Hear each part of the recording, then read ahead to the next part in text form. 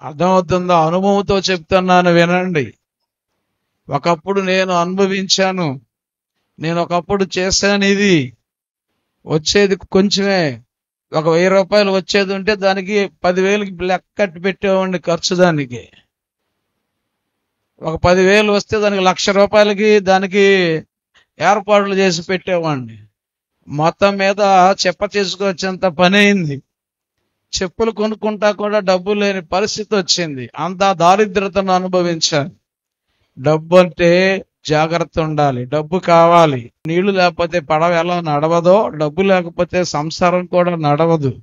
కానీ ఆ పడవలోకి నీళ్లు వెళ్తే పడవ ఎలా మునిగిపోద్దో, డబ్బే లోకం అంటే ఆ సంసారం కూడా మునిగిపోక తప్పదు.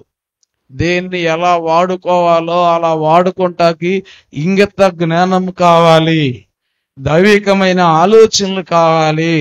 అలా గనక మనం జీవించగలిగితే ఆ దరిద్రత మన దగ్గరకి రాదు. హల్లెలూయా. దరిద్రతను పోగొట్టుకునేటట్లు దేవుడు మాట్లాడుచు అన్నాడు. దరిద్రతను మీ చెంతకు రానేయొద్దు. మేమేం దరిద్రం కాదు, మేము సూపర్ అంటే మంచిదే. కానీ డబ్బు ఈ రోజు నీ దగ్గర ఉంటే రేపు ఇంకోటి దగ్గరికి పోద్ది. డబ్బును నమ్మినోడు ఎవడో బాగుపడ్డావు, దేవుడు నమ్మినోడు బాగుపడతాడు. నాకు డబ్బు ఉంది, నాకు ఆస్తులు ఉన్నాయి, పోవటానికి ఎంతోసేపు పట్టదు, రావడానికి కూడా ఎంతోసేపు పట్టదు. కనుక నాకు అన్నీ ఉన్నాయి అని విర్రవేగబాకండి. అన్నీ ఉన్నా ఏమి లేవని అబద్ధాలు ఆడబాకండి. యథార్థంగా బతకడం నేర్చుకోండి. ఉన్న ప్రతి రూపాయి మన జీవితానికి ఒక వెలుగును నింపేదిగా ఉంటుంది. హల్లెలూయా. కనుక మనం జలసాలకి పోయి లగ్జరీ లైఫ్కి అలవాటు పడి మన జీవితాన్ని అప్పుల పాలు చేసుకోకూడదు. హల్లెలూయా. ఇంకో మాట మనం చూస్తున్నాం, సామెతలు 23:21. తాగబోతులు తిండిబోతులు కూడా అట ఏమవుతారట? దరిద్రులు అవుతారట. ఎక్కువ తిండి తినడానికి అలవాటు పడినోళ్ళు పని చేయరు, ఎక్కువ తాగేవాళ్ళు తాగటానికి ప్రయత్నం చేయరు. ఎందుకంటే సంపాదించినంత దేనికి? తాగటానికి. దానికి ఎడిట్ అయిపోతారు. గాంధీ గారు చెప్పారంటే ఒకసారి, భారతదేశంలో దరిద్రులైనా దారిద్రత అయినా ఉండొచ్చు, కానీ తిండిపోతులు తాగపోతులుగా అని ఎవరో ఉండకూడదని గాంధీ గారు అన్నారంట. అదేను చూసి అన్నాడంటే బైబిల్ చదివే అన్నాడు ఆయన. ఆయన బైబిల్ చదివి స్వతంత్రాన్ని సాధించారు. మనం బైబిల్ చదివి పక్కన పెట్టి నేను మేధావిని అనుకుంటున్నాం. బైబిల్ చదివి దాని ప్రకారం చేసేవాడు ఏదైనా సాధించగలడు. హల్లెలూయా. తాగబోతులు తిండిపోతులు, అందులో కూడా ఇంకొకళ్ళు చేర్చుకోండి. ఈ మధ్యన 2-3 చోట్ల పట్టుకున్నారు బెట్టింగ్ బోతులు. ఎవరిలో? బెట్టింగ్ బోతులు, గుర్ర పందాలు బోతులు, కోడి పందాలు బోతులు, పేకాట బోతులు. వీళ్ళందరూ ఎవరో దారిద్ర్యులకు కారణాలు. బెట్టింగ్లో ఆరిపోయాడంట పాపం. ఒక స్టూడెంట్ ఊరేసుకుని ఇదైపోయాడు ఆయన. ఎంతోమంది వారి జీవితాలను నాశనం చేసుకుంటున్నారు. బెట్టింగులు, గుర్ర పందాలు, పేకాటలు, తాగుబోతులు, తిండి. ఇడ్లీ తెచ్చుకుంటే హోటల్లో నుంచి 30 రూపాయలతో అయిపోద్ది. ఫోన్ చేస్తారు, ఏం టిఫిన్ ఇవాళ? ఆర్డర్ పెట్టుకున్నాం. ఏంటంట? ఆర్డర్ పెట్టుకున్నా. ఏం ఆర్డర్ పెట్టా? ఒక ప్లేట్ ఏమో పానీపూరి కూడా పెట్టా, ఈ 2 పెట్టాను. బిల్లు ఏమో 150 అయింది. తెచ్చినోడికి ఏమో 50 రూపాయలు, మొత్తం 200. 30 రూపాయలతో పోయేది ఎంత అండి? 200. ఇది ఏమన్నా మంచిదే? ఆ పానీపూరిలో ఆడి చీముడు కలుస్తుంది, ఆడి చెమట కలుస్తుంది. ఎందుకంటే ఆడు ఉప్పు తక్కువ వేస్తాడు, ఈడు చెమట సలిపోద్ది, ఉప్పు క్లియర్గా తెలిసిపోద్ది. డబ్బులకి తెప్పించుకుని 30 రూపాయలతో ఇంకా చిన్న హోటల్కి 20 రూపాయలకి 4 ఇడ్లీలు వస్తాయి. అది మానేసి ఆర్డర్ పెట్టుకున్నా. ఎంత స్టైల్గా మూతి ఎలా తిప్పి ఆర్డర్ పెట్టుకున్నా. ఫోన్లో ఆర్డర్ పెట్టుకున్నారంట. గేదె పేడేసి పార్సల్ చేసుకుని ఆర్డర్ పెట్టుకుంటాడు. డంగ్ కేక్స్ అంట. నేను అయ్యో తినే కేకులు అనుకున్నా, అవి పిడకలంట, ఆవు పేడ కేకులు అయ్యి. ఆవు పేడతో చేసిన పిడకల్ని కేకులు అంటున్నాడు ఫార్మర్. ఏం కేకులు రా? ఇంకన్నయ్య ఆ కేకులు ఆర్డర్ పెట్టుకోబాకండి. ఏ తింటా ఓ ఓ ఓ సూపర్ ఓ ఓ అంటాడు ఆ ఫార్నర్. ఆడ చిన్నప్పుడు ఫారినర్స్తో నేను బాగానే ఉన్నా. వాళ్ళు వచ్చేవాళ్ళు ఎక్కడి నుంచో ఇక్కడికి వచ్చేవాళ్ళు, మెట్రోపాలిటన్ చర్చిలోకి వచ్చేవాళ్ళు. తిమ్మితే సచ్చేవాళ్ళు. నేనంటే దేనికి? వాళ్ళకి ఒక ఐస్ బాక్స్ పెట్టి తెల్లారిపాటికి వాళ్ళు కూల్ డ్రింక్స్ పెట్టాలి. కూల్ డ్రింక్స్ పెడితే వాళ్ళు చక్కగా తాగుతావు అంటారు. ఇంత గాజు బాటిల్స్ ఉండేవి. కాస్త లేట్ అయితే తిమ్మితే ఏంట్రా బాబు, ఏం తిమ్మితీరా?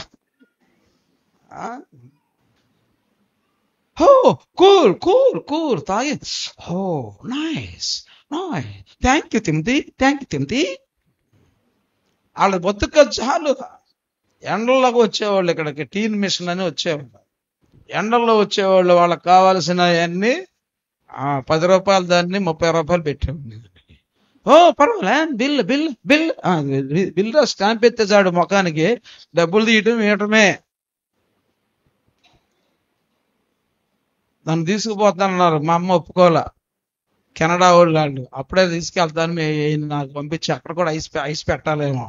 పాపం మా అమ్మ, వద్దులే బాబు, మా అబ్బాయి ఎక్కడ ఉంటేనే బెటరు, అక్కడికి వెళ్ళి మీ దగ్గర ఏమి పెద్ద ధనికుడిగా మారాల్సిన పని లేదు, మా అబ్బాయి నా కళ్ళ ముందే.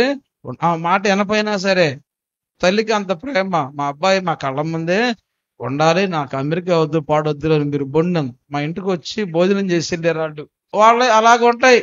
ఆర్డర్ పెట్టుకున్నారు అనుకో, సర్ది అన్ని ఏంచి మళ్ళీ పంపిస్తారు. ఇంట్లో పొద్దున్న సాయంత్రం తినరు. అయ్యగారికి ఫ్రెష్ వేడిగా కావాలి. ఆర్డర్ పెట్టుకో. పొద్దుంది మొన్నటిది ఫ్రిడ్జ్లో తీసి ఈ రోజు మసాలా కొట్టి హీట్ చేసి వేడిపోని ప్యాకింగ్ చేసి నీకు పంపితే వేడివేడిగా వారం రోజులకి ఎంతటిది వేడివేడిగా తింటారు. ఇంట్లో పొద్దున వండిన కూర సాయంత్రం ఎంత పోజో.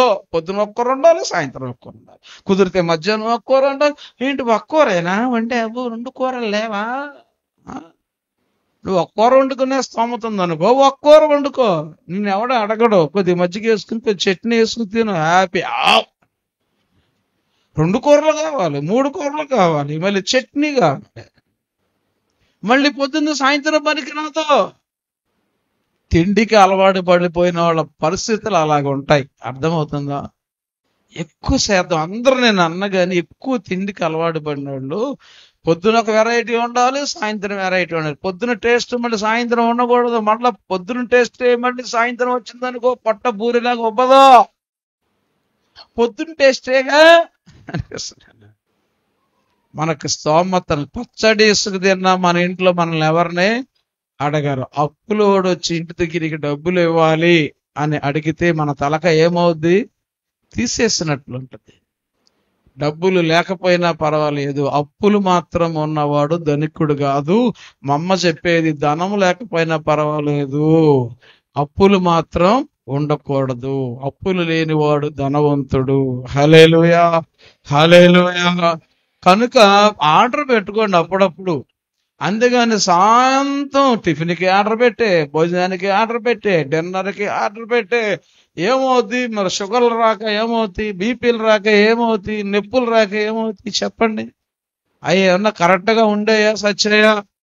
కనుక మీరు చాలా జాగ్రత్తగా వాటిని మీరు మేనేజ్ చేసుకుని వెళ్ళవలసిందిగా కోరుచున్నాను. కనుక మనం లగ్జరీ దానికి అలవాటు పడకూడదు. తాగుబోతుకి తిండిపోతనానికి మనం అలవాటు పడకూడదు. ఇంకొక మాట మనం చూస్తున్నాం చూడండి, 28:19. తన పొలము సేద్యము చేసుకుని వానికి కడుపు నిండా అన్నము దొరుకును, వ్యర్థమైన వాటిని అనుసరించు వారికి కలుగు పేదరికము ఎంత అంతా కాదు. ఒకడికి మంచి పొలం ఉంది, వాడు కష్టపడి ఏం చేయాలి? పొలాన్ని పండించుకోవాలి. ఒక వ్యాపారం ఉంది, ఆ వ్యాపారాన్ని కష్టపడి ఏం చేయాలి? సరి పెంచుకోవాలి. ఒక ఉద్యోగం ఉంది, ఉద్యోగంలో కష్టపడి నమ్మకత్వాన్ని సంపాదించుకోవాలి.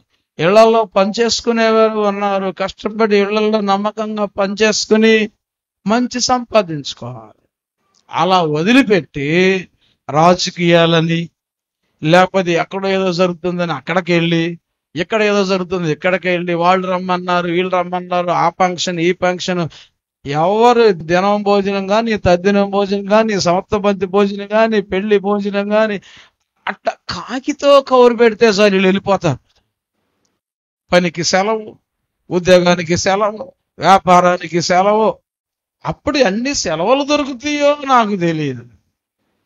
వ్యర్థమైన వాటికి నీవు ఖర్చు పెడితే, లేకపోతే వ్యర్థమైన వాటి వైపు తిరిగితే, నీకు దేవుడు పొలం ఇచ్చాడు, నీకు దేవుడు ఉద్యోగం ఇచ్చాడు, నీకు దేవుడు మంచి పనులు ఇచ్చాడు, నీకు దేవుడు మంచి వ్యాపారం ఇచ్చాడు. చేసుకో చక్కగా, నీకు ఇచ్చిన దానిలో నువ్వు చక్కగా చేసుకో. అది మానేసి ఆడెవడో ఆ పార్టీ వాడు రమ్మన్నాడని, వీళ్ళెవరో ఈ పార్టీ చేసుకుందామని, అక్కడక్కడ పుట్టినరోజు ఉంది, ఎక్కడికైనా నెలలో వారం రోజులు ఊరమ్మడి తిరిగితే ఏమవుతుంది నీ పరిస్థితి? ఏమవుద్ది అన్నాడు చదువు మాట 19 వచ్చాను. తన పొలము సేద్యము చేసుకుని వానికి కడుపు నిండా అన్నము దొరుకును, వ్యర్థమైన వాటిని అనుసరించే వారికి పేదరికం.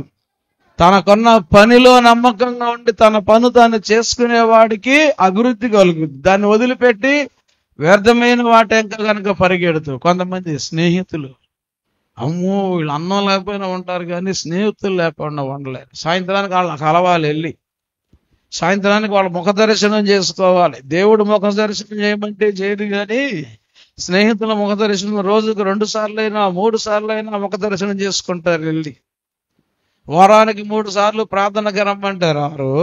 రోజుకు 3 సార్లు వాళ్ళు ముఖ దర్శనం చేసుకుంటానికి బయలుదేరిపోతా ఉంటారు. అప్పుడు టైం దొరుకుద్ది, అప్పుడు ఖాళీ దొరుకుద్ది, అప్పుడు ఉద్యోగం అడ్డు రాదు, అప్పుడు వ్యాపారం అడ్డు రాదు, అప్పుడు చదువు అడ్డు రాదు, అప్పుడు క్లాసులు అడ్డు రావు. అవి ఏ అడ్డు రావు? ఎప్పుడో స్నేహితులు కలవడానికి, పనికి మళ్ళీ మాటలు మాట్లాడుకుంటానికి, వ్యర్థమైన వాటి కోసం ఆరాట పడటానికి ఇవే అడ్డు రావు. ఊర్లు ఉన్నదానికి లేనిదానికి ఊరు ప్రయాణాలు కట్టడానికి ఏమీ అడ్డు రావు. అందువల్ల వారికి దరిద్రత ఏమవుతుంది? మీదొచ్చి పడుతుంది. అదే అధ్యాయంలో ఇంకో వచనం చూద్దాం, చూడండి 25వ వచనం. పేరాస గలవాడు కలహము రేపును, యెహోవాయందు నమ్మిక ఉంచువాడు వర్ధిల్లును, తన మనస్సును నమ్ముకున్నవాడు బుద్ధిహీనుడు. యెహోవాయందు నమ్మిక ఉంచినప్పుడు ఏమవుతాడట? వర్ధిల్లుతాడు. కొంతమంది ఏం చేస్తారు? తన మనసును నమ్ముకుంటారు. వాడికి మనసుకు ఏం దోస్తే అదే చేస్తాడు. నువ్వు అమ్మేం చెప్పిందా, నానేం చెప్పాడా, పాస్టర్ గారు ఏం చెప్పాడా, దేవుడు ఏం చెప్పాడు, వాళ్ళకి అనవసరం. వాళ్ళకి మనసుకి ఏం దోస్తే అలాంటి వాళ్ళు ఎలా అవుతారట? యెహోవాయందు నమ్మిక ఉంచువాడు వర్ధిల్లును, తన మనసును నమ్ముకున్నవాడు బుద్ధి లేనివాడు అని దేవుని వాక్యం చెప్తుంది. నీవు వాక్యమంతా విని దేవుడు నీతో మాట్లాడినప్పుడు ఆ మాట ప్రకారం చేయకుండా నీ మనసు వచ్చినట్లుగా నువ్వు జీవిస్తే దేవుని వాక్యం చెప్తుంది నువ్వు బుద్ధి లేని దానవు, నువ్వు బుద్ధి లేని వాడవు అని. చదువుకోండి ఇంటికి వెళ్ళి కావాలంటే. ఈ మాటలు మీ మనసులో గనక నాటుకుంటే అద్భుతమైనటువంటి వ్యక్తులుగా తయారవుతా. కొంతమంది ఎలాంటి మాటలు లక్షలు కట్టి వెళ్ళి జాయిన్ అవుతారు, పర్సనాలిటీ డెవలప్మెంట్ అని. మన బాగుపడతాకి కలిగినటువంటి ఈ గ్రంథంలో ఇందులో కాపీ కొట్టే వాళ్ళు చెప్పేది. వాళ్ళు చాలా అలంకారప్రాయంగా చెప్తారు. అంత అలంకారప్రాయం నాకు రాకపోయినా అందులో ఉన్నదనేదో మీకు సవివరంగా వివరించడానికి దేవుడు కృప చూపించాడు. వాటి ప్రకారంగా నడిస్తే వర్ధిల్లుతాం, బాగుపడతాం. యెహోవా యందు నమ్మిక ఉంచువాడు ఏం చేస్తాడట? వర్ధిల్లుతాడు. నమ్మిక ఉంచిన వాడు ప్రార్థన చేస్తాడు, నమ్మిక ఉంచిన వాడు దేవుని మందిరానికి వస్తాడు, నమ్మిక ఉంచిన వాడు దేవుని మీద ఆధారపడతాడు, నమ్మిక ఉంచిన వాడు కంప్లీట్ గా అయ్యా నువ్వే అంటాడు. అలా కాకుండా అన్ని విని తన మనస్సుకి ఏది నచ్చితే, ఈరోజు ప్రార్థనకి వెళ్ళబుద్ధిగా అట్లా వెళ్ళను పడుకుంటాడు, ఈ రోజు మందిరానికి వెళ్ళబుద్ధిగా అట్లా వెళ్ళను పడుకుంటాడు, ఈ రోజు నేను ప్రార్థనకి వెళ్ళను అనుకుంటాడు పడుకుంటాడు. మనసుకు ఏది దోస్తే, ఆడవాళ్ళు అంతే కొంతమంది మగాళ్ళు అంతే. మీ మనసుకు నచ్చినట్లు చేస్తున్నారు కాబట్టి మీరు ఆబ్సెంట్లు అవుతున్నారు. మీ మనసుకు నచ్చినట్లు చేస్తున్నారు కాబట్టి లేటుగా వస్తున్నారు. మీ మనసుకు నచ్చినట్లు చేస్తున్నారు కాబట్టి బుద్ధి కలిగిన పనులు చేయలేకపోతున్నారు. అందువల్ల సాక్ష్యాన్ని సంపాదించుకోలేకపోతున్నారు. మన చెప్పుద్ది, ఎల్లు పలానా చోట నీ ఫ్రెండ్స్ ఉన్నారు, వాళ్ళు ఇప్పుడు క్రికెట్ ఆడే సమయం, వాళ్ళు ఇప్పుడు బెళ్ళ కూడా ఆడే సమయం అంటది. ఇప్పుడు ప్రార్థన ఉంది కదా, ప్రార్థన అక్కర్లేదు, ముందు అక్కడికి వెళ్ళు, వాళ్ళు నీ కోసం వెయిట్ చేస్తున్నారు. ఏం చెప్పుద్ది మనసు? ప్రార్థనకి వెళ్ళమని చెప్పుద్దా, స్నేహితుల దగ్గరికి వెళ్ళమని చెప్పుద్దా? మనసు ఏం చెప్పుద్ది? చిన్నప్పుడు నా మనసు చెప్పేది, మా అమ్మ ఏమో శుభ్రంగా బాక్స్ కట్టి ఆ సంచిలో పుస్తకాలు వేసి తగిలిచ్చి ఎల్రా స్కూల్కి అని పంపించేది. సగం దూరం వెళ్ళిన తర్వాత నా మనసు కాలవతల తాటికాయలు పడతాయి, ఆ ఏరుకుని తినని చెప్పేది. అప్పుడు నేను మా అమ్మ మాట వినకుండా నా మనసు మాట వినేవాడిని. కాలవతలకి వెళ్ళేవాడిని, తాటికాయలు ఏరుకునేవాడిని. యశోభారతి దగ్గరికి వచ్చి 4 తాటాకులు పట్టుకొచ్చి వాటిని కాల్చుకుని తిని కరెక్ట్గా బడి వదిలే సమయానికి ఇంటికి వచ్చేవాడిని. అది మనసు చెప్పిన మాట. అప్పుడు నేను బుద్ధిమంతుడినా బుద్ధిహీనుడినా? మనసు ఏం చేస్తుంది? మనుషుల్ని మోసం చేయమని చెప్పుద్ది. మనసు ఏం చెప్పుద్ది? మనుషుల్ని నమ్మించమని చెప్పుద్ది. నేను మంచిగానే ఉన్నామని అని చెప్పుద్ది మనసు. పనికిమాల స్నేహాలు చేస్తూ ఫోన్ వచ్చింది, ఎక్కడున్నావురా? మమ్మీ దారిలో ఉన్నాను మమ్మీ, వచ్చేస్తున్నాను. కాసేపు బాగా ఫోన్ చేస్తే ఎక్కడున్నావురా? మమ్మీకి చాలా ట్రాఫిక్ ఉంది. ఏముండదు, మనసు చెప్పుద్ది ట్రాఫిక్ ఉందని చెప్పు. మనసు ఏం చెప్పుద్ది? అబద్ధాలు చెప్పుద్ది. అందుకే దేవుని వాక్యం చెప్తుంది, హృదయము అన్నిటికన్నా మోసకరమైనది, అది ఘోరమైన వ్యాధి కలది. తెలుసుకుండా దాని మాట నువ్వు వింటున్నావంటే దేవుని వాక్యం చెప్తుంది నీకు బుద్ధి. దేవుణ్ణి నమ్ముకుందాం, దేవుని నమ్మినట్లు బతుకుదాం, దేవుడు ఆశపడినట్లు బతుకుదాం. దేవుడు మనల్ని వర్ధింప చేయునుగాక. ఇంకో మాట చూసుకుని మనం ముగించుకుందాం. 13వ అధ్యాయం 11వ వచనం ఒక మాట చూద్దాం. మోసము చేత సంపాదించిన ధనము క్షీణించిపోవును, కష్టం చేసి కూర్చుకున్నవాడు తన ఆస్తిని వృద్ధి చేసుకొనును. హల్లెలూయా. మనం మోసం చేసి ఎంత సంపాదించినా అది మన దగ్గర ఉండదు. కష్టపడి మోసం చేసే 1,00,000 సంపాదించటం కంటే కష్టపడి 1000 సంపాదించండి, అది నిలిచి ఉంటది. పోయే 1,00,000 రూపాయలు ఎక్కువ, నిలిచుండే 1000 రూపాయలు ఎక్కువ. ఏది ఎక్కువ అండి? అది మోసం చేత 1,00,000 సంపాదించినా మన దగ్గర అది నిలవదు. కష్టపడి న్యాయంగా సంపాదించిన 10 రూపాయలైనా సరే మనకు తృప్తిగా ఉంటది. అవి మన దగ్గర ఏమవుతాయి? నిలుస్తాయి. ఆ విధంగా మనం కష్టపడే తత్వం కలిగి మనం ఉందాం. కనుక ఈ ఆత్మీయమైనటువంటి దారిద్రం పోవాలంటే ముందు శారీరకమైన దరిద్రాన్ని మనం దాటిపోవాలి. వాటిలో మనం కరెక్ట్ అయితే ఆటోమేటిక్గా ఆత్మీయ దరిద్రం కూడా పోద్ది. ఆత్మీయంగా మనం గట్టిగా ఉంటే వాటిని కూడా జయించే శక్తిని మనకిస్తాడు. ఎందుకంటే ఆత్మీయులు ఎప్పుడు దేవుని మీదే ఆధారపడతారు. లోకస్తులు ఎప్పుడు తన మనసు మీదే ఆధారపడతారు. తనకున్నటువంటి ఆస్తి మీద, తనకున్న స్నేహితుల మీద ఆధారపడతారు. ఆత్మీయులాగా దేవుని మీద ఆధారపడి వర్ధిల్లుదుముగాక. దారిద్రత నుండి మనం దూరముగా ఉండాలంటే ఏం చేయాలి? సోమరితనాన్ని విడిచిపెట్టాలి, పిసనారితనాన్ని విడిచిపెట్టాలి, లగ్జరీ లైఫ్కి దూరంగా ఉండాలి, త్రాగుడికి తిండిపోతు ధనానికి దూరంగా ఉండాలి, లిమిట్గా ఉండాలి. లిమిట్గా తినండి, అస్సలు తాకండి, మంచిలు తాగండి, జ్యూసులు తాగండి, మందు తాకండి, దారిద్రులు అయిపోతారు అని వాక్యం చెప్తుంది. నేను కాదు. వ్యర్థమైన స్నేహితులు అవ్వచ్చు, వ్యర్థమైన పనులు అవ్వచ్చు, వ్యర్థమైన ప్రయాణాలు అవ్వచ్చు, వ్యర్థమైన ఫంక్షన్లు అవ్వచ్చు, వ్యర్థమైన ఊర్లు కావచ్చు, వ్యర్థమైన ఆలోచనలు కావచ్చు. వాటికి ఏం చేయాలి? దూరంగా ఉంటే బాగుపడతామని దేవుని వాక్యం చెప్తుంది. అలాగే పొదుపు చేసుకోవటం నేర్చుకోవాలి, కష్టపడి పని చేయడం నేర్చుకోవాలి. కష్టపడి పని చేసేవాడికి, కష్టపడి చదువుకునేవాడికి దేవుని మీద నమ్మకం. కష్టపడి పని చేయాలి, కష్టపడి చదవాలి. దేవుని మీద నమ్మకం, దేవుని మీద నమ్మకం ఉంటే మనం బాగుపడతామని దేవుని వాక్యం చెప్తుంది.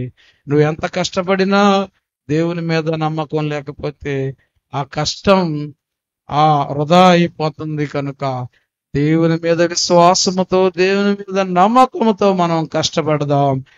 ధనికులుగా ఉన్నతమైన స్థితిలో దేవుడు మనలందరినీ ఉంచునుగాక. ప్రార్థన చేసుకుందాం. ఒక 2 నిమిషాలు లైవ్ లో చూస్తున్న వారు కూడా ఒక 2 నిమిషాలు ప్రార్థన చేసుకోండి. అయ్యా, దారిద్రతను నాకు దూరం చేయనైనా, నాలో సోమరతనం తీసివేయి, వ్యర్థమైనటువంటి స్నేహాల నుంచి నన్ను విడిపించాయా. నా ఆత్మీయ జీవితానికి ఆటంకం కలిగించే స్నేహాలు నాకు వద్దయ్యా అని చెప్పి ప్రార్థన చేసుకోండి. ఒక్కసారి ప్రార్థన చేయండి. కృప కలిగిన దేవుడు, పరిశుద్ధుడైన దేవుడు మన మధ్యలో ఉన్నారు. ఎవరు మౌనంగా ఉండొద్దు. ఎన్నో మాటలు దేవుడు మనతో మాట్లాడాడు. నీ మనస్సును అనుసరించి కాదు, దేవుని ఇష్ట ప్రకారంగా జీవించాలని తీర్మానం చేసుకో. దేవుడు ఎన్నో అవకాశాలు నీకు ఇచ్చాడు. వాటన్నిటినీ విడిచిపెట్టి వ్యర్థమైన వాటి కొరకు పాకులాడుతున్నావు, వ్యర్థమైన ప్రయాణాలు చేస్తున్నావు, ఎక్కువసేపు నిద్రపోతూ అని ఎక్కువసేపు పడుకుంటున్నావు, పని చేయాల్సినప్పుడు ఊర్లు ప్రయాణాలు పెట్టుకుంటున్నావు, దేవుని సన్నిధికి రావాల్సినప్పుడు స్నేహితుల దగ్గరికి వెళ్ళిపోతున్నావు, ఎన్నో మాటలు వింటున్నావు, నీ ఆలోచన ప్రకారం చేస్తున్నావు, నీ మనసు చెప్పినట్లు చేస్తున్నావు, దేవుడు చెప్పినట్లు నువ్వు చేయట్లేదు, దేవుని మాట నువ్వు పెడచెవిన పెడుచున్నావు. అందువల్లేనేమో నీకు నిరాశ, అందువల్లేమో నీకు అపజయం, అందువల్లేమో నీకు బాధలు, అందువల్లేమో ఈ కుటుంబానికి దారిద్ర్యం, అందువల్లేమో అప్పుల పాలు, అందువల్లేమో టెన్షన్, అందువల్లే విలువలేని జీవితం, విలువలేని బ్రతుకు. ఎన్నాళ్ళు మార్పు రాదా? మార్పు రాదా నీలో? దేవుడు నిన్ను బట్టి సంతోషిస్తున్నాడా, దుఃఖపడుతున్నాడు? ఒక్కసారి ఆలోచన చేయి బేట, ఒక్కసారి ఆలోచన చేయి. అశ్రద్ధగా ఉండద్దు, అనాలోచనంగా ఉండద్దు. దేవుని కొరకు జీవించాలి, దేవుని కొరకు మనం కరిగిపోవాలి. ఎంతో మంది అలా కరిగిపోబట్టే ఈరోజు మనకు వాక్యం మనకు దగ్గరకు వచ్చింది. ఎంత ఫ్రీగా మనం దేవుని సన్నిధిలో కూడుకోగలుగుతూ ఉన్నాం. ఎంతకాలం వేషధారణ, ఎంతకాలం నీ సొంత మనసును నమ్ముకుని బ్రతుకుతావు? ఒక్కసారి ఆలోచన చేయలేదా? నీకు ఆశ లేదా ధనవంతుడిగా ఉండాలి, ఆత్మీయ ధనవంతుడిగా ఉండాలని ఆశ లేదా? ఒక్కసారి ఆలోచన చేయి. పరిశుద్ధుడా, ప్రేమ కలిగిన తండ్రి, దయ కలిగిన ప్రభువా, మీకు వేలాది స్తుతులు స్తోత్రాలు చెల్లిస్తున్నాను. మహాగణుడా, మహోన్నతుడా, సర్వశక్తిమంతుడా, సర్వాధికారి, మీకే వందనాలు. అయ్యా, కొంచెం సేపు మీరు ఎందుకు దారిద్రులు అవుతారు, ఆ దారిద్రతను జయించాలంటే ఏం చేయాలో మీరు మాతో మాట్లాడినందుకే వందనాలు. కృప కలిగిన దేవా, నీ మీద నమ్మకంతో నీవు చెప్పినట్లుగా చేయకుండా కొంతమంది వాళ్ళకు మనస్సుకు నచ్చినట్లుగా చేస్తున్నారు, వాళ్ళకు మనసుకు తోచినట్లుగా చేస్తున్నారు. అందువల్లే జయాలు పొందలేకపోతున్నారు, బాగుపడలేకపోతున్నారు, ఆత్మీయంగా ఎదగలేకపోతున్నారు, మంచి పేరు సంపాదించుకోలేకపోతున్నారు, సంతోషంగా ఉండలేకపోతున్నారు, సమాధానంగా ఉండలేకపోతున్నారు, నీ పనిలో వాడబడలేకపోతున్నారు, సాక్షులుగా నిలవలేకపోతున్నారయ్యా.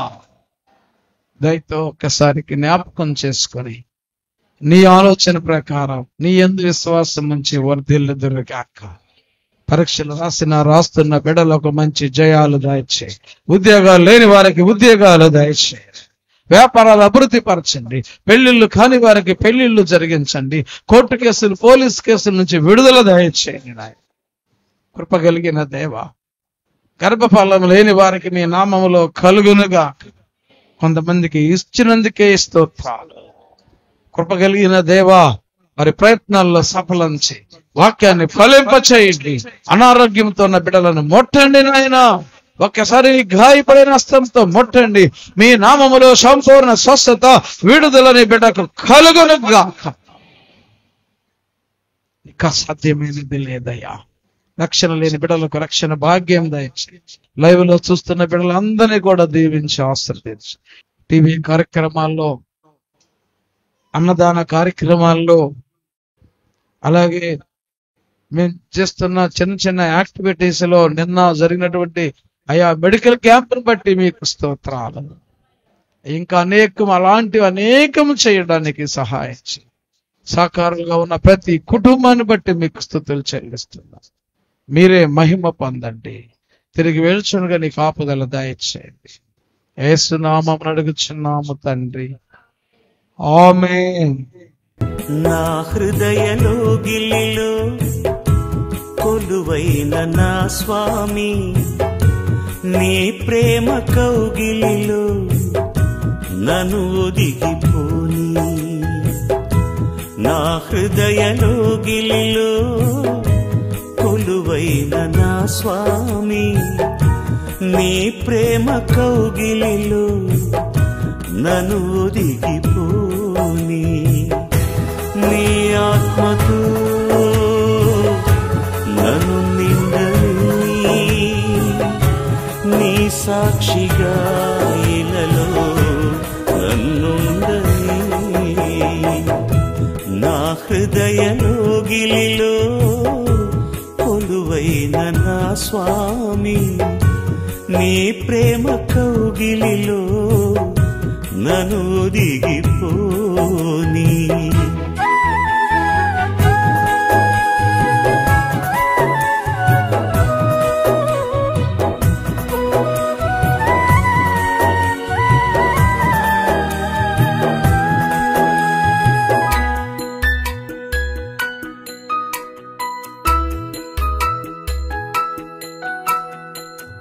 నాలోపల సంచరించి నాతో భుజించి, జీవపు మార్గము చూపించి సరిగా నడిపించి,